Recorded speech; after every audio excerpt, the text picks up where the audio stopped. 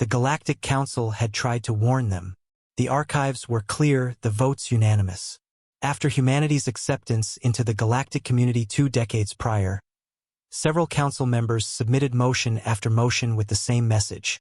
Observe them, trade with them if you must, but never provoke them.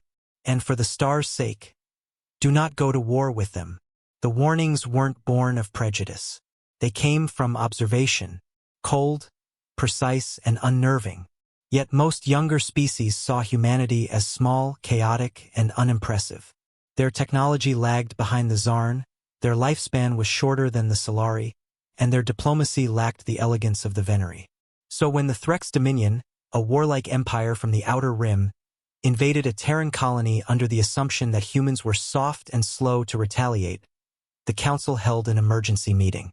Chancellor Grex of the Alani Alliance leaned forward on his spindly limbs, voice low. They have made the one mistake we begged them not to. The Threx delegate scoffed. You fear these mammals too much. They are only flesh and emotion. Counselor Lothen of the Kelvari turned to him. Then you clearly haven't seen what happens when they stop trying to be diplomatic. The colony of New Ares was a mining settlement, peaceful, barely defended. The Threx struck quickly. 70 civilians were killed in the first hour, hundreds enslaved, and the rest left to die in the cold of the shattered domes. They expected a countermessage, a plea, perhaps negotiations. What they got was silence. Then, exactly 7 standard days later, humanity replied.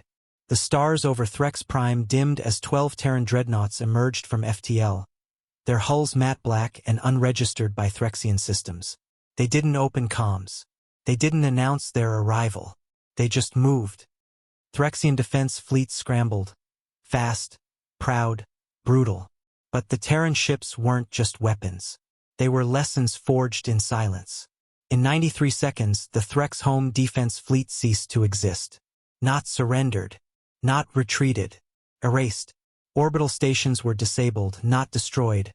Left adrift, intact as a message. We could have crushed everything but chose not to. Terran infantry followed. Clad in adaptive armor, they moved like shadows through Threx Prime's capital, disabling war factories, releasing enslaved species, and capturing military leaders alive. Alive because the humans wanted them to witness. Within hours, the Threx High Lord was dragged before a camera drone, bleeding and shivering. A human commander, General Ava Rourke, stood beside him, voice calm, her expression unreadable. This is not conquest, she said.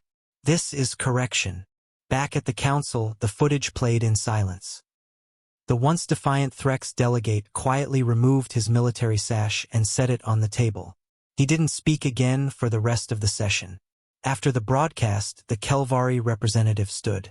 I move for the reclassification of Terrans from Strategic Risk Tier 4 to Tier 0, Undefined Threat Potential.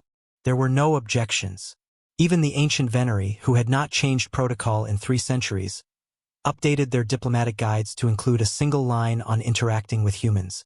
If they stop talking, you're already too late. What the galaxy eventually realized was this.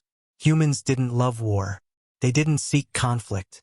But once they were pushed, once you crossed that quiet, invisible line, they responded with terrifying precision, complete focus, and no desire for glory. They didn't posture. They didn't threaten. They just ended things.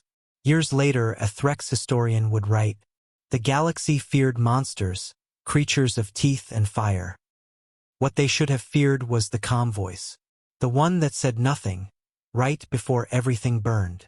And in every military academy from the core worlds to the fractured belt, recruits were taught one simple rule. Never attack the humans.